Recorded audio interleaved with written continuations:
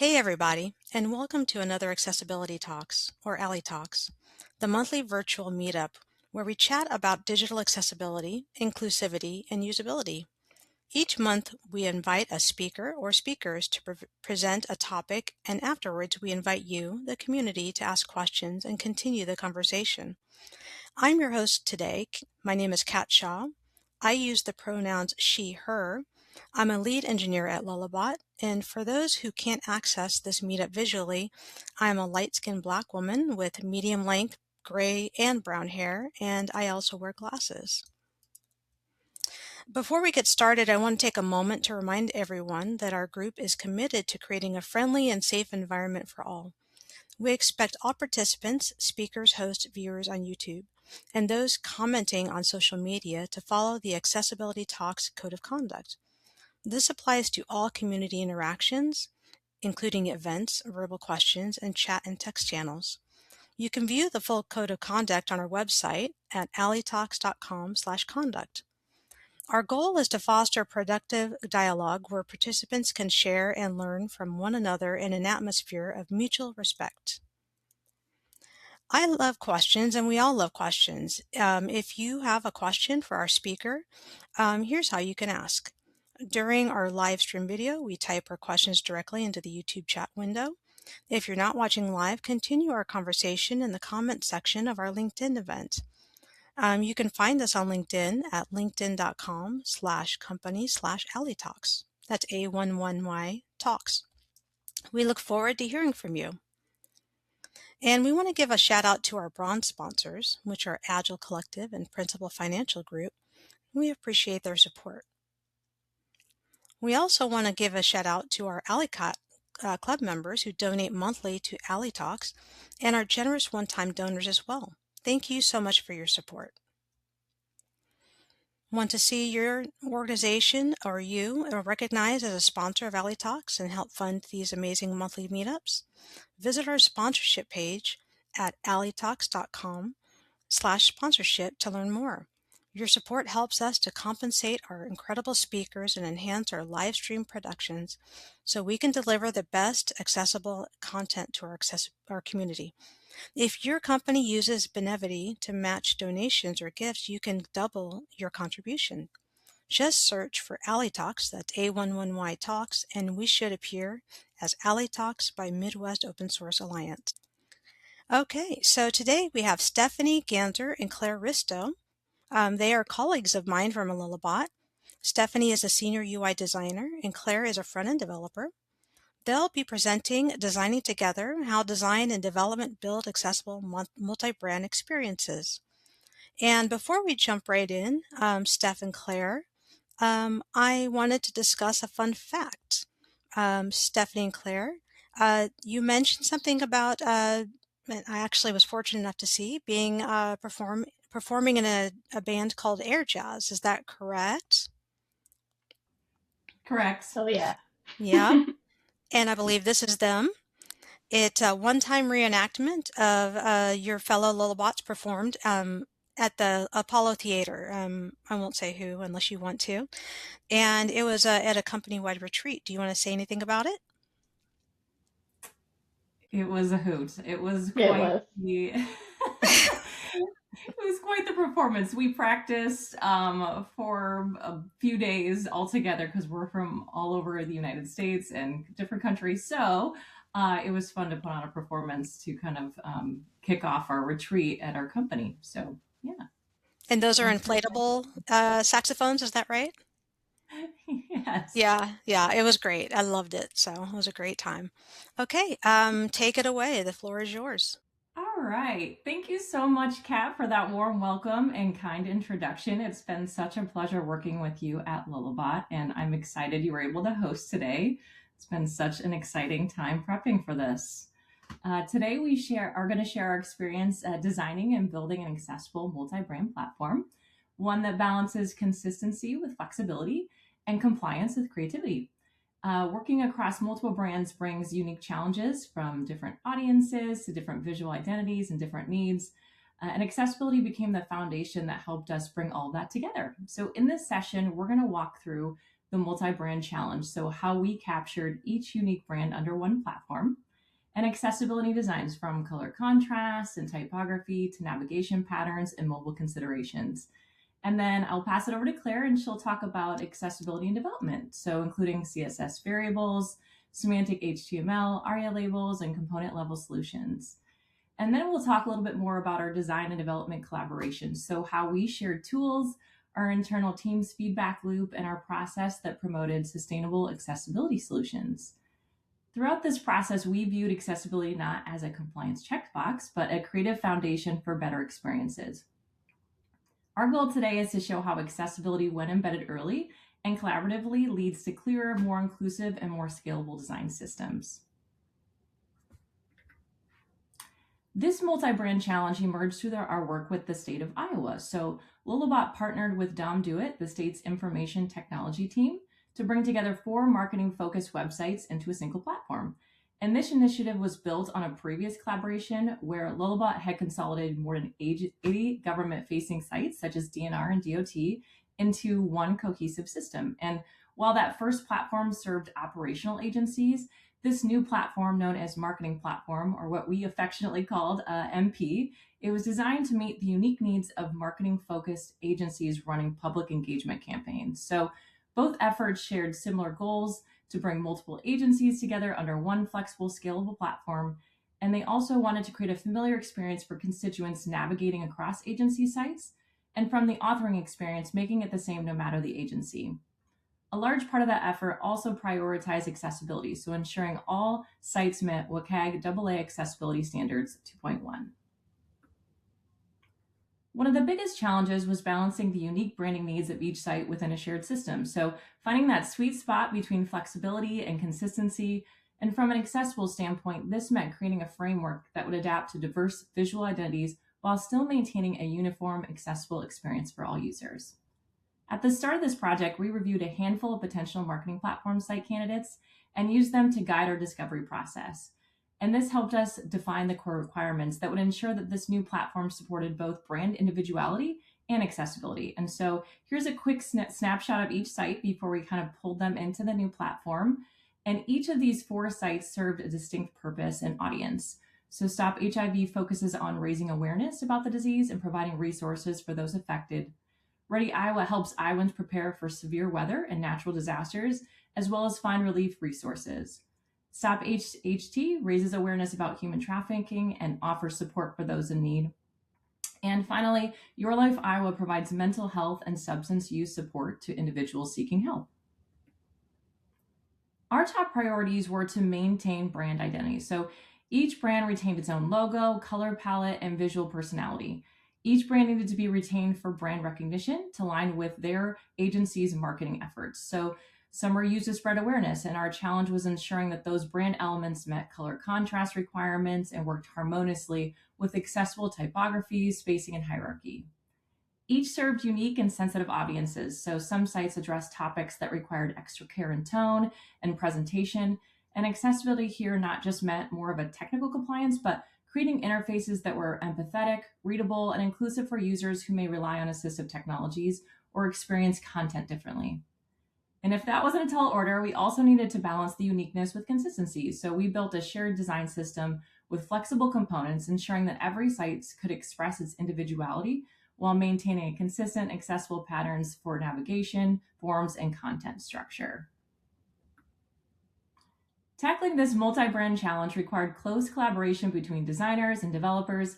And while Claire and I are just one designer developer, there were others on the team that made this project possible. So this is a fun little snapshot of our team from our company retreat. Sounds like we're doing a lot of fun stuff at this company retreat outside of just the air jazz. But this is kind of our photo booth edition kind of collage of our team. So you can get a sense of everyone's personalities. But for some context, our back-end dev, Owen, couldn't make it, so we did the next best thing and included a very official phone headshot. So you can see that in the upper right corner. But building an accessible platform truly was a team effort, and drawing on expertise from design, development, strategy, and project management. It took a village. So it took plenty of trial and error. And by combining our experience, creativity, and shared commitment to inclusion, we made it work. And as one of the designers on the project, I'd like to share how we approach the challenge from a design perspective and how that foundation set the stage for a scalable, accessible platform. To us, accessibility is foundational, so going beyond compliance. It really requires thoughtful design and development, and it should be built into all the decisions along the way. And before we dive into specific design and development and decisions, I feel like it's important to share a few core principles that guided our work. And these principles helped us stay aligned across the brands and the teams and all the phases of the project, and ensured accessibility was built in from the start. At the foundation, patterns and structures created predictability for users. And accessibility doesn't limit creativity. It actually pushes us towards more thoughtful, brand-aligned solutions. And throughout the process, every decision was considered considering the diverse ways people experience content. So that gave us the core principles of, aligning with consistency, creativity, and inclusivity. The first principle being consistency. So you've already heard me use that word so much already again, but it was hard to find a substitute. We believe that when users always know where they are, where they've been, and what they can do next, they can focus on the content and not figuring out the interface. Navigation was one of the key areas where we applied this. So ensuring the navigation placement didn't change unexpectedly, labels used the same language across pages, interaction patterns such as hover, focus, click were predictable for all navigation items. Standardized navigation helped users move easily across each site, kind of building muscle memory so the interface feels intuitive and quote unquote disappears essentially, and leading to that faster task completion, reducing cognitive load and fewer errors or drop-offs. Another navigation pattern we use consistently across the platform was breadcrumbs, which help users understand where they are within the site hierarchy and provide an easy way to navigate back. They reinforce the site structure, especially for deep content. And while the sites we were designing for didn't have lots of content, we wanted to allow sites to grow as they needed to over time. Using breadcrumbs supports both exploration and recovery, avoiding making users feel trapped or lost. And it also really just complements the navigation instead of replacing it. And we designed it in a way to adjust on mobile to allow for smaller screens and touch-friendly interactions. Clear visual feedback is essential for accessibility and usability. So active states help confirm where users are, answering that question, where am I? Focus states ensure keyboard and assistive technology users can navigate confidently. So hover states set that expectation before an action is actually taken. So together, these states build trust, and users never have to guess whether something worked or where they are. And each on state is visually distinct while aligning with the brand. So it meets contrast accessibility standards, and when motion is used, it supports the state change rather than distracting from it. And we'll share some more examples of this later. Our system focused on Figma variables that adjusted color, border radius, focus states based on the brand. And this example doesn't really show the depth of those changes, but you'll see on the final site examples we share how uniquely each looked based on their variable selections. We relied on shared page templates to create predictable layouts across all sites, and this helped users stay oriented and make each page easier to understand at a glance.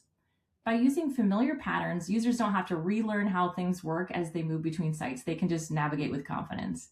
And that consistent structure also lowers that cognitive load, which is especially important for users with different learning and processing needs.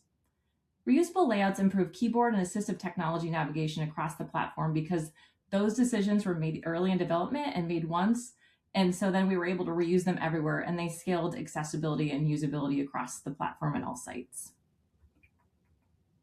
To support users with specific needs or vulnerabilities, such as those in unsafe situations, we incorporated a prominent, consistently placed quick exit button. And this gives users a safe, discreet way to leave the site immediately by redirecting them to a neutral page, like a general Google search, without drawing attention to their activity. And while this is not really a traditional WCAG accessibility feature, a quick exit button is an important inclusive design element. It empowers users in sensitive situations to navigate away immediately, improving their safety, reducing stress, and supporting a broader definition of accessibility. By leaning into consistency and predictable patterns, we were able to create experience that empower users, so reducing effort, confusion, and uncertainty. So we believe consistency isn't boring, it's empowering.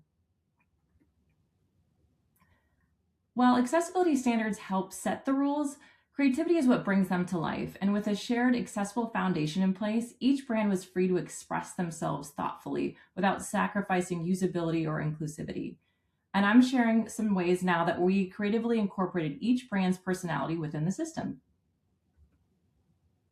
Each brand, as I had said before, had a distinct and unique brand palette. So we systematically used each to reinforce consistent color systems that not only passed contrast requirements, but made it easier for site editors to implement unique brand patterns without concern.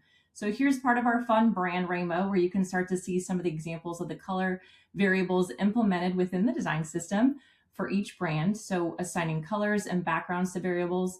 So if any changes were made across the platform, we could test them easily, across each site theme. Here's how we approach testing as we designed. So we used Figma plugins to test components, layouts, and interactions in real time. And for color contrast, we relied on tools like WebAIM's contrast checker to ensure text and background combinations meet WCAG standards. We also use Color Contrast Analyzer, which is a nice desktop app for quick offline checks. And we'll share some resource links at the end of the presentation, so don't feel like you have to write these all down frantically. But to make testing easier across the design system, we also created internal contrast sheets. So we have these you can see the example here, but it shows how the system colors work with light and dark backgrounds, helping ensure that we aren't missing anything. And these tools and resources helped us catch accessibility issues early and keep our design system compliant while, again, still being flexible and visually unified.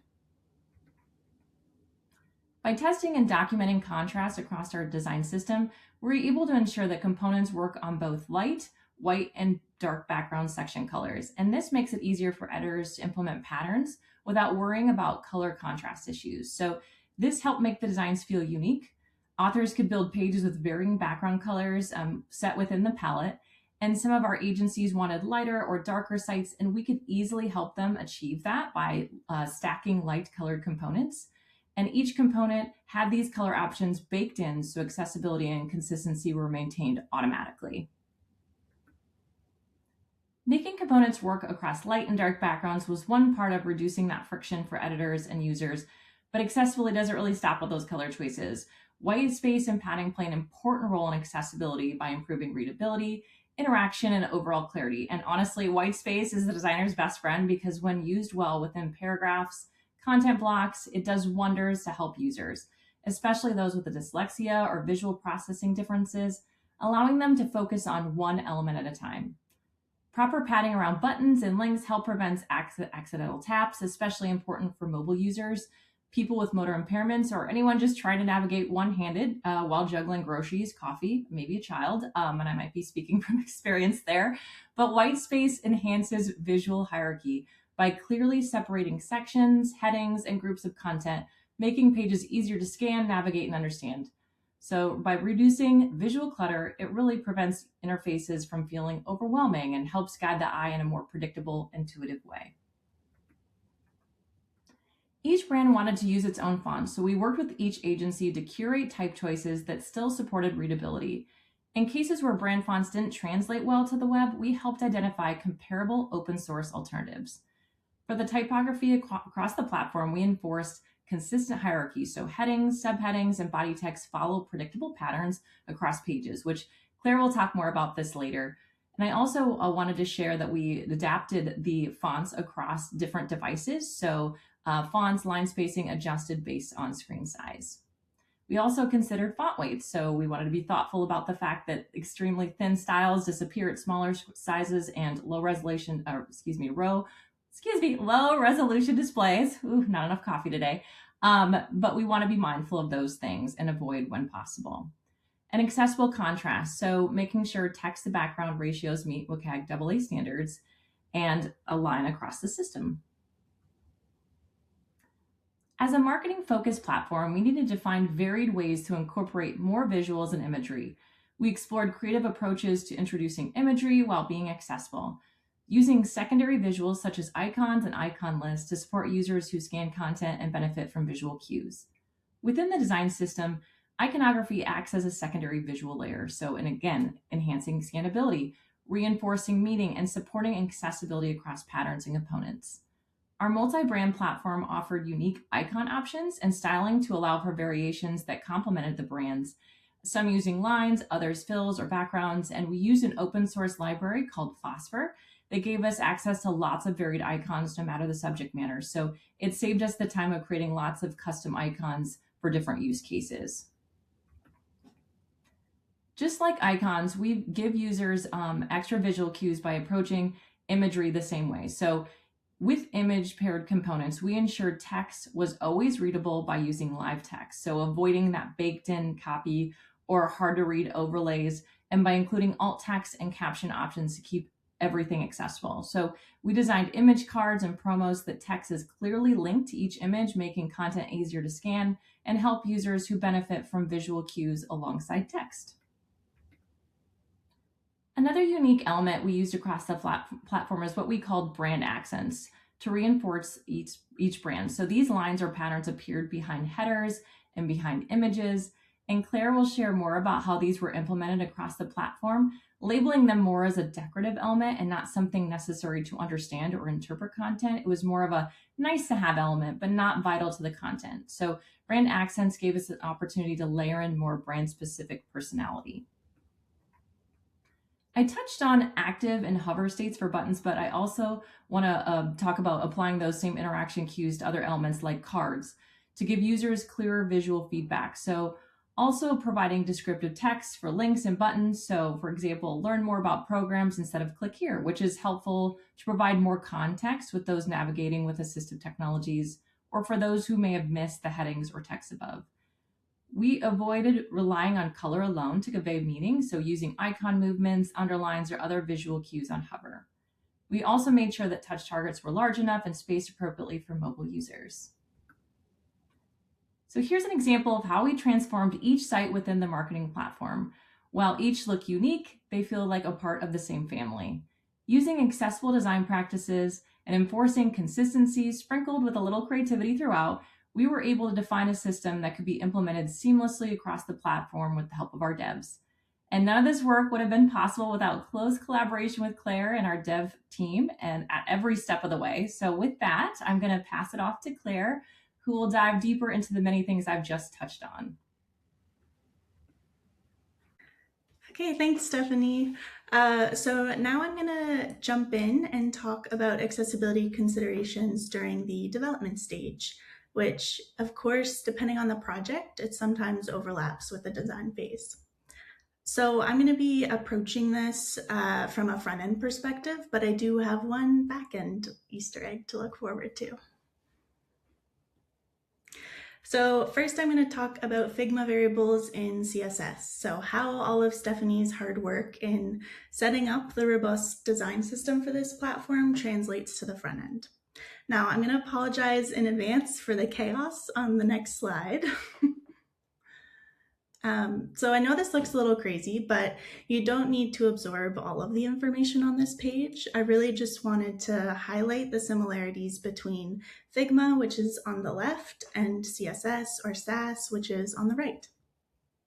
So the left image shows the Figma variable system in the form of a table, and that's what Stephanie conducted her rigorous color contrast testing with. And if you can read that tiny text, you'll notice that the row headings are the variable names like BG White Shadow, BG White Hover, and the column headings are the Iowa agency names. So example, Stop HIV, Ready Iowa, Stop HT, and Your Life Iowa.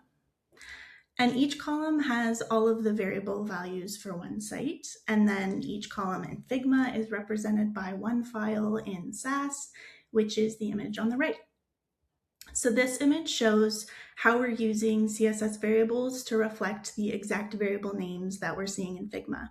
So really setting up a new site on this platform, at least from a front-end perspective, takes about 10 to 20 minutes to create their Sass files. And the hard work is in the design phase where Stephanie does all of the accessibility testing to make sure each brand's colors are fitting into the system seamlessly.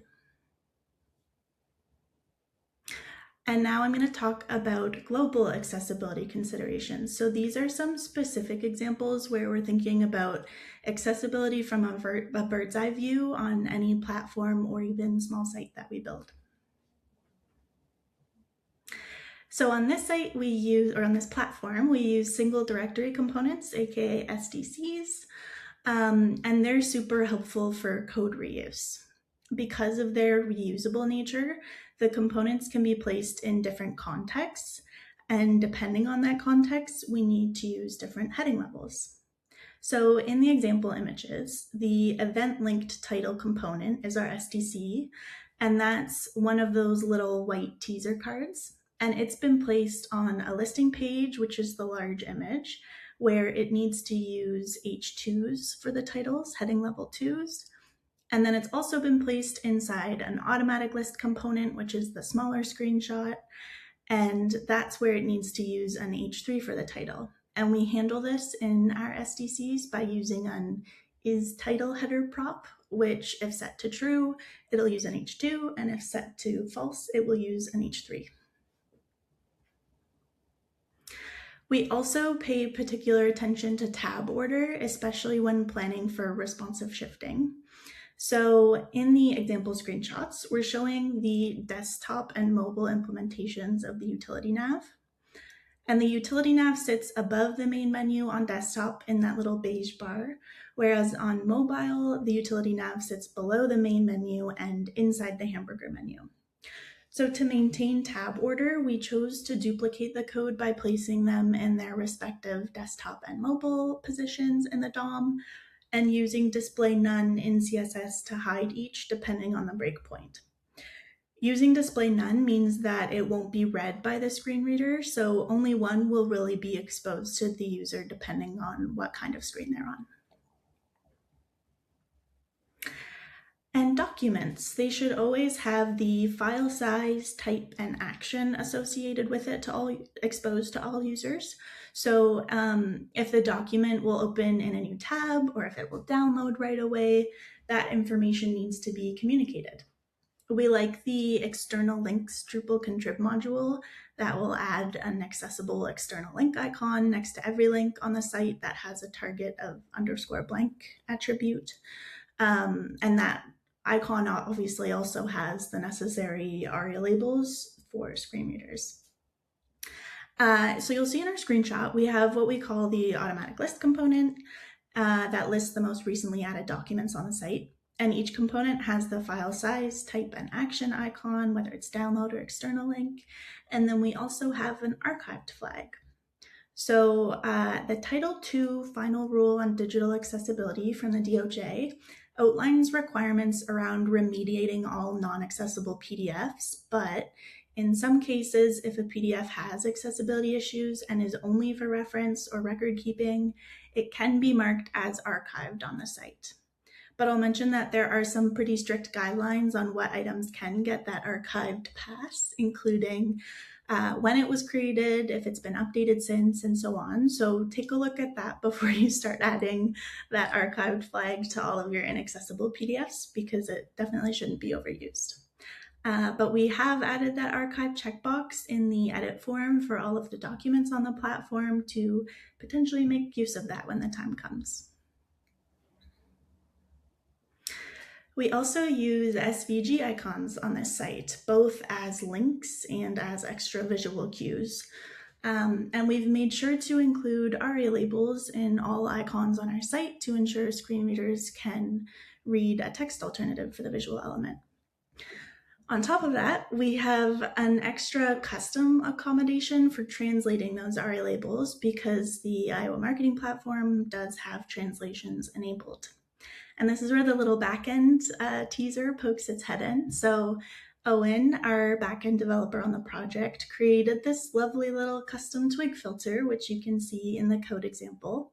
The filter is called SVG Translate, which I was able to use in my twig files anywhere I added an icon. And this filter would then basically expose the ARIA label to Drupal's translation interface. So any editor with permission access to translations would then be able to go in and add the translations for those icons. You'll also notice in our screenshot on the left, we have some social media links in the footer that are represented by their brand icons. So each of those icons would have an ARIA label, including both the brand name and some opens in a new window text. And then for our mouse users, there's also a tooltip that's exposed on hover that reads open in a new window. And then I've also got a couple of CSS gotchas. So first off with pseudo elements. At one point in our build, we had the file type information for documents, so that little PDF or TXT or CSV text in a pseudo element. But then we quickly realized our mistake and added some pre-processing to documents so that we could add that text in Twig instead of CSS. And the reason that CSS pseudo elements is bad for accessibility is because the text doesn't exist in the DOM. So it's not accessible for screen readers. It's not exposed to screen readers. And since that information is important identifying information for the file, it definitely needs to be exposed to all users. And then second, JavaScript fallbacks. So we are using the scripting enabled media queries in a few places on this site to make sure nothing is broken when a user has JavaScript disabled.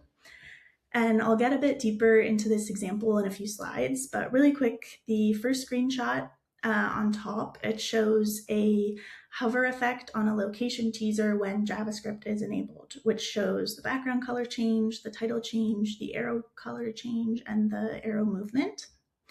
And then the bottom screenshot shows an example of the hover effect when JavaScript is disabled, which only shows the title color change and an underline. And this is because the entire card is clickable when JavaScript is enabled, but only the title is clickable when it's disabled. And I'll get more into that later. So now I'll get into a few component level accessibility examples. So first up is brand accents. You saw these earlier when Stephanie was talking about them, and while these brand accents provide visual interest, they aren't necessarily important in understanding the content of the component itself. So we've added the ARIA hidden true attribute to all brand accents on the site so that screen readers aren't announcing them. It's funny, sometimes I feel a bit bad for using the ARIA hidden true because it's basically like saying you're not important, which of course isn't true. It's just a secondary, non-necessary visual aid that doesn't inform meaning on the component itself. So sorry, Stephanie. We also don't have to worry about JavaScript fallbacks with accordions on this project because we're using the semantic details and summary elements. HTML can really serve up some pretty punchy elements sometimes, and these two are high up on my list of favorites because they by default provide the expand collapse functionality with no added JavaScript. They're also really great for screen reader users, pardon me, because using semantic elements of any kind provides that additional context to screen reader users without having to write more content or ARIA labels or anything like that. And a hot tip, you can even allow for only one accordion to be open at a time without JavaScript by using the name attribute. And I recently learned about this, and that was basically the final selling feature I needed in order to stop using JavaScript for accordions. And my final example is cards. So this is the biggest one and the one I alluded to in my JavaScript fallback slide. So as far as I know, there's still no perfect answer to the question of how to handle a clickable card or a block link. So I'm going to talk about one possible solution, which we used on this project, and of course of which I'm a fan, but I'm curious to hear from others if they have any strong opinions on the topic. So for a little bit of context, a card style hover is a pretty common UI pattern, and it's maybe the most intuitive option to wrap all of the card content in an anchor tag. However, this can be problematic for screen reader users because a screen reader will read the entire contents of an anchor element when it's listing the name of the link. So in the case of our icon list component, which you can see in the screenshot, a screen reader would read the alt text of the icon, the title, the description, and the alt text of the arrow if we haven't used an ARIA hidden element or attribute on that or anything. So in the example card above, the screen reader would read the following for the link title. Clipboard icon, make a plan. Your family may not be together when an emergency happens, so knowing what to do, where to go, and how to get in touch with family is important. Arrow icon. So that's not only too much information to put in a link, but it can also muddle the actual purpose of the link. So an alternative to wrapping everything in a link is to kind of fake the card behavior with JavaScript, which is what we did on this project. So we created a clickable card class. So every UI element that needed the card-like functionality would get that class, and only the title would be wrapped in an anchor tag. And then JavaScript comes in by listening to a click anywhere on the clickable card element, grabbing the child link, and then triggering a click. So even if the icon, description, or arrow was clicked, it will act like the title, which has the link, was clicked. We also have added JavaScript fallbacks, as I mentioned earlier, where all the hovers will only present in this like card display if JavaScript is enabled, and otherwise only the link or the title will get the hover effect. And I want to give credit to CSS Tricks for breaking this solution down, basically example by example, and discussing the pros and cons of each. I've read through so many of their articles on this topic, and it led me to this solution. So I want to give them credit for that.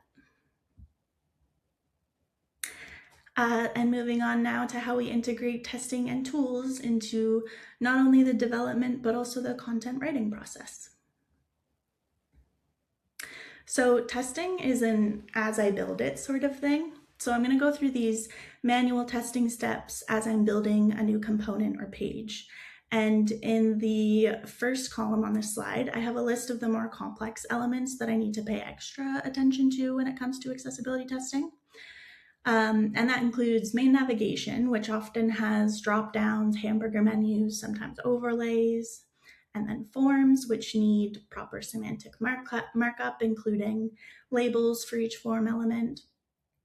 Dialogues and pop-ups usually need some extra love with providing context for screen reader users and enforcing a change tab order. Carousels can get complex because you need to start announcing slide changes and ensuring all the content is exposed to screen readers at the right time. Multimedia, ensuring videos have captions and audio has transcriptions. Data tables, ensuring they have the proper semantic heading and title elements. And then finally, iframes, providing the title attributes for them and being pretty choosy about which ones you use because there isn't much you can do about an inaccessible iframe.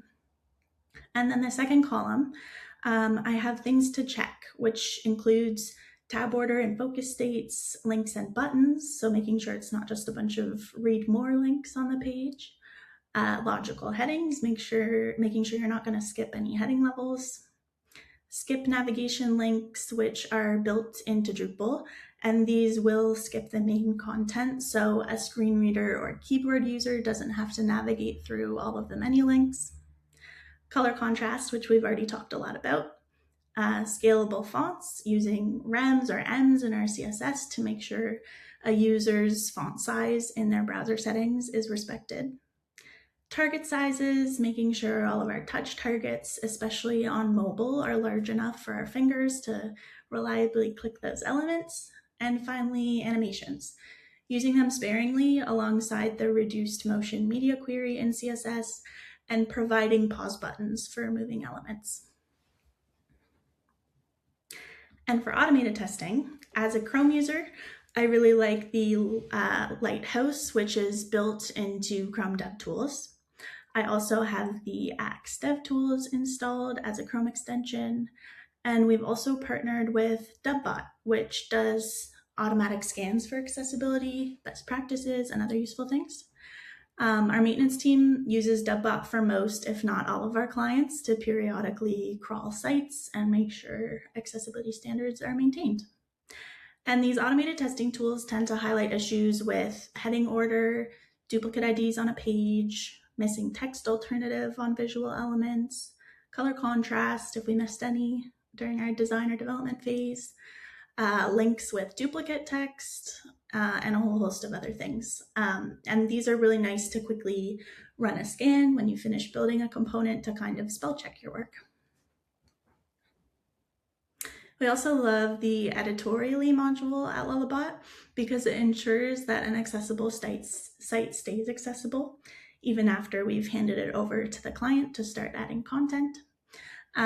So basically it flags issues with the content itself rather than the code. So as editors are creating pages or editing pages, they'll be notified with that little yellow or sometimes even red icon if they've introduced an accessibility issue like missing alt text for an image or skipping a heading level, creating an empty heading or too much capitalized or italicized text, and so on. So it's a really useful module for all that. And when we talk about accessibility, it's important to call out that it isn't something that Stephanie does on her own in the design the site, and then she hands it off to me, and then I work alone to replicate those designs. It's something that is built collaboratively between both design and front end throughout the entire project. We're constantly checking in no matter the stage of the project. So in discovery, we align early on the goals, the audiences, the technical constraints, and the accessibility requirements. And this is where we'll surface potential challenges before we're too far along, which helps to avoid a rework later. And then as designs become more detailed, we work closely to define interaction states, spacing, and hierarchy. In using shared systems, it really keeps the design intent clear and build ready. And during development, the designers stay involved, reviewing builds and answering questions and making adjustments as technical realities surface. I'm personally constantly poking Stephanie and asking her questions and getting her eyes on my pull requests, and this ongoing collaboration really helps prevent drift between what was designed and what's built. And then finally, we test together. So that includes the manual accessibility checks for keyboard and screen reader users, as well as visual QA to ensure spacing, hierarchy, and interactions match the original intent. And this is where everything comes together. So this loop really illustrates how accessibility is reinforced and not just handed off. Design defines intent and standards, and then development validates implementation and flags gaps. So on this project, I started developing while Stephanie was still working on the designs to make sure that we delivered the project on time. And that meant that we needed to really align on our communication practices and methods, making sure no design changes slipped through the cracks. Our project manager, Chris, created a Jira automation that would create a ticket for me every Monday morning, and it would remind me to check the Figma changelog. If it was empty, then I could bask in the feeling of closing another Jira ticket. And if there were updates from Stephanie, which tended to be variable changes, then I would take 10 minutes to make that change in the code base and open a pull request. And I really liked this process because it helped keep the noise down for Stephanie and I. We didn't talk every single time there was a variable change. We just checked in on Mondays. And I asked questions if I had them, and then we could kind of go about our individual tasks. For more complex changes to design, we would screen share during our weekly design, design and development syncs, and we'd discuss the specifics of that change. Would it be difficult at my current stage in development? If so, how much value would the change bring, and so on. We really worked together as a team to make sure we were delivering to the client's needs while staying on time and budget. So even if only a few points were captured today, we hope these next few reminders help guide your work on system design and large-scale platform projects while keeping accessibility front of mind. So accessibility is foundational. It should be part of your process from beginning to end, design to development, and not just as an afterthought or a checklist a few days before the project launches. Consistency, creativity, and inclusivity is what creates beautiful and functional final product that a user doesn't have to think twice about.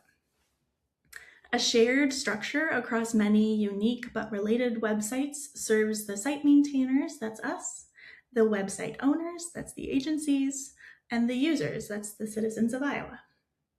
Usability and predictability, while not an explicit WCAG requirement, is a general goal that we should all be striving to achieve as website makers. And collaboration and adaptability between all teammates can make the final product 10 times better, and it can be unique to each team depending on the communication strategies that work best for the individuals. So take our Figma changelog method, for example.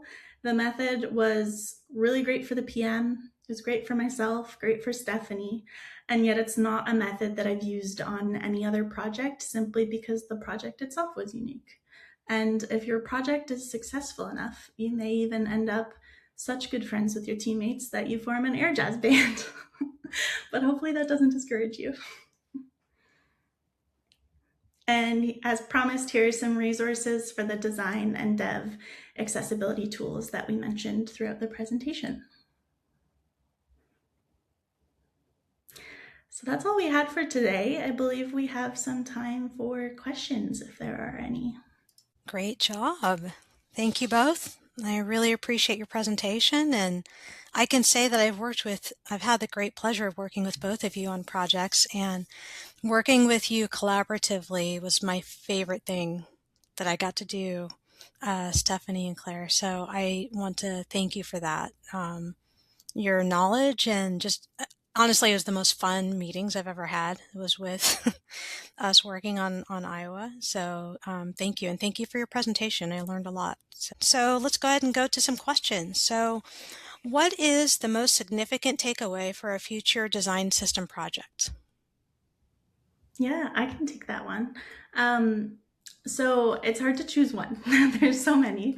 But I think, at least from my perspective, I think building accessibility into your process right from the beginning is what really led us to success. So making sure that you're doing all of that color contrast testing work right from the start in the design phase, making sure that you're building in those interaction states in your design phase. And then as you get into development, making sure that as you build components and pages, you're also doing that screen reader and keyboard testing. And then even with our editorially module, I always say that wrong, that also, like, continuing on into the life of the website is ensuring that things stay accessible. So I think that definitely set us up for success and made sure that we didn't run into any big reworks in the middle of the project. Great. Thank you. That's great. Okay, next up, can you share a creative design solution born from an accessibility constraint? I heard design, so I'll take that one. One example I already shared, but I feel like it was such an interesting challenge. I couldn't talk about it. I could not talk about it again. Was the quick exit button. So, well, again, it's not really a technical WCAG requirement. It was really a critical safety feature for users who are using, or accessing, very sensitive information. Maybe they don't want someone to know that they're accessing, or they're in an unsafe situation. And it was really a challenge to make sure we were able to keep it highly visible and easy to reach, especially when it has to be something people need to access quickly. And without it letting, having individuals who are just trying to navigate the site, maybe not in a situation, click on something accidentally or leave the site and be like, well, how did I just get kicked out? So we really had to think carefully about the placement, the behavior, the clarity, and we explored options like making it sticky so it's always available, but pairing it with clear user help text so that they wouldn't be unsure as to what this button did. Again, we probably focused on the label text longer than one would probably spend on one button, but it was very important to us to make sure it wasn't confusing. And another one, this is kind of probably into the weeds, but how we tackled color variables. I know that we talked about it between Claire and I, and the variables became very intricate per theme based on all the color changes we were trying to do while also maintaining color contrast. So that was kind of a brain bending exercise, I think, working with variables, and it kind of became pretty complex quickly, but it was a fun challenge to kind of tackle maintaining that accessibility and contrast across components with variable use. So yeah, those are the few I'll say to that. That's what we always say at Lullabot when we're capturing all the things. So if you hear me say that, that's why. Yeah, I definitely agree. And I like that quick exit tool that you have, because I think it's really helpful for cognitive load as well, because it can get really overwhelming when you're on a site and you've gone so many places. So that I really like that. Okay, so next up, are there any plans to fully automate any of the current manual testing steps? Yeah, I'll take that one. So my short answer is no. I think manual testing, nothing can replace that right now. It's really important to make sure that humans are testing how humans would use the site.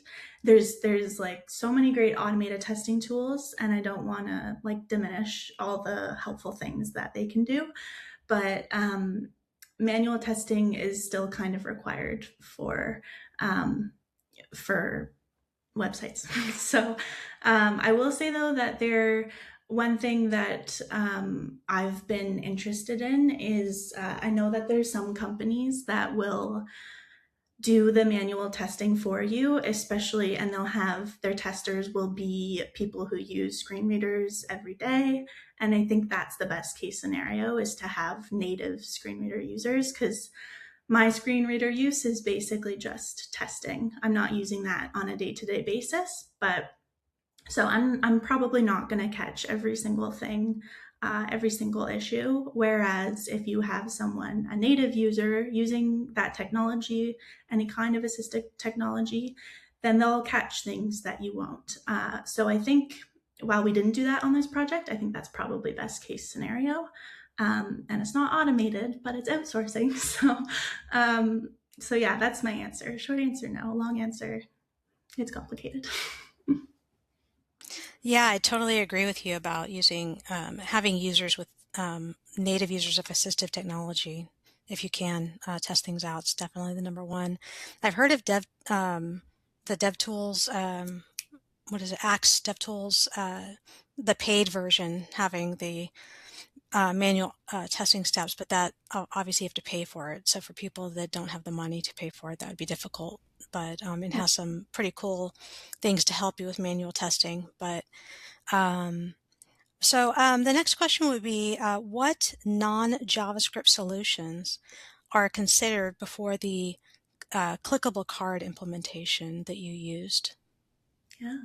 And also, are you familiar with the inclusive card component from Hayden Pickering? It's a helpful for an entire clickable card without JavaScript. I wasn't sure if you were aware of that, but are there any other solutions you've heard of? I haven't heard of that one. I'm very interested. I know at Lullabot, all of our front end developers are getting together and trying to figure out what the best solution is.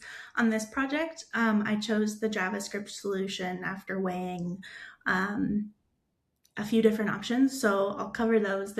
Obviously there's the like wrapping everything and then anchor tag, and then tweaking the ARI label of your anchor tag to only include the text that you want to be included in the name of that link. But then of course that causes issues, because whatever you didn't include, if it's still important to be read by a screen reader, it won't be read. So that's not ideal. And then I've also, CSS Tricks outlined another option with before and after pseudo elements. So you would only have the link on the title in the card, for example, and then you would have a before or after pseudo element expand the entire like width and height of the card, so it fills everything. And that way, if you click on anywhere on the card, it'll click the pseudo element, which is tied to the anchor tag, and it will work. But I think there's also drawbacks with that one, because you can't select all of the text on the card. And I think there might be a few other oddities with that one. So that is what led me to the JavaScript solution. Of course, JavaScript, you don't want to have too much on your site. So there's drawbacks with that. And you can't right click on some of the text when you use the JavaScript solution. So yeah, I'm definitely going to take a look at that one that you mentioned, Kat, because I'm very interested in finding the perfect solution. Yeah, I'll share the link in the chat later. So, okay, we got like maybe 3 more quick questions. So next up, can you detail the responsive reality checks during the design QA that you mentioned? I'll jump in on that one since Claire's answered the last two. Seeing the designs in the wild, it really helps us determine where we need to refine the designs at various viewport sizes. So we stress test as much as we can using real content, which helped us, in the process to check heading links, how things are wrapping sizes, and how they're adapting. And again, until you're actually using it, interacting with it, it doesn't really translate as you would think. So it's nice to get in there and test in the real world on different viewport sizes. So kind of going to what Claire said, it's always nice to have that person actually going in and checking as much as one can and navigating as a human would. So making sure that visual hierarchy and spacing is really helpful for, again, readability on smaller screens, which was really helpful with our adaptive typography. But again, some of that had to be tweaked and adjusted once we got in there fine-tuned. So again, just getting it to a good place after comparing it, because it's never going to be a one-to-one to a perfect, pixel perfect design in Figma. So yeah, just kind of seeing it in the wild gives us a better idea as to what we need to tweak and refine to make it a little bit more, dialed in. Excellent. Okay, and I have one more question and then we're done. So what considerations led to choosing the Phosphor open source icon library? I think you explained some about it being really expansive and having a lot of icons, but were there some other considerations for choosing that over some other icon libraries? For sure, yeah. So because all of them had such diverse subject matter, it would really have been difficult to curate a list because it is under one platform. So it'd be available across the sites to each other. Each one would have the availability of each icon group or list that we curated. But having that library that's available was just really helpful because it allowed us to have it was a little more flexible, let's just put it that way. And Phosphor offers so many different styling options, kind of out of the box in terms of fills, lines, varied weights. So we could customize based on each brand needs. And it could be exported nicely into SVGs. So it makes them really easy to implement. And again, with it being open source, there's no licensing fees and it's continually updated and improved. So if we wanted to add more to the system, we consider that as well. But again, just kind of takes down the maintenance of an icon, like a curated custom icon list. And they just really offer a big selection of icons and varied styles. So it felt like the best choice for our varied brands in the platform. Yeah, that's great. And I know, icons is such a thing. You talk about design and development. That is definitely one of the big things that you have to collaborate on to make sure that it works properly for both, right? Okay, well, I think we're done with the questions. So next up, I think we're going to go ahead and finish up. So I want to thank you for both for presenting. You did a wonderful job and I learned more than I even knew working with you. So thank you so much. Appreciate Thank that. you, Kat. Yeah. Okay, let's continue the conversation in our LinkedIn event. You can find us at linkedin.com/company/A11yTalks. And we're always looking for speakers and new voices in the accessibility community. We make a conscious effort to include marginalized groups in tech in our speaker lineup. If you're interested, please reach out to us at team@A11yTalks.com. So that's team@A11yTalks.com. We'd love your feedback on what we're doing well and what we can do better. So go to A11yTalks.com/feedback to share your positive or less than positive feedback. We do value your input. Subscribe to our YouTube channel to never miss a talk. That's at youtube.com/c/accessibilitytalks. Follow us on LinkedIn That's linkedin.com/company/A11yTalks. We're also on Blue Skies. That's bsky/.app/profile/alleytalks.com. And we're also on Mastodon, so mstdn.social/@alleytalks. And I want to thank you for attending. We'll see you next time.